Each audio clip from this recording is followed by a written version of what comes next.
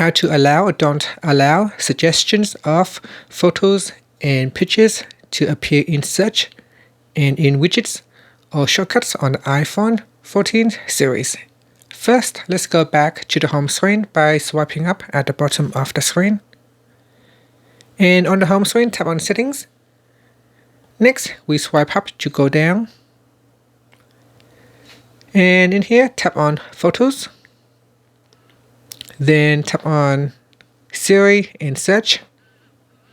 At the bottom here, in the Suggestions section, tap on whether you want to show it on the home screen or not.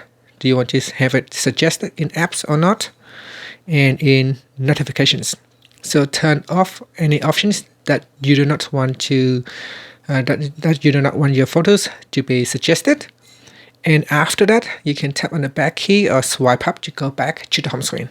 Thank you for watching this video. Please subscribe to my channel for more videos.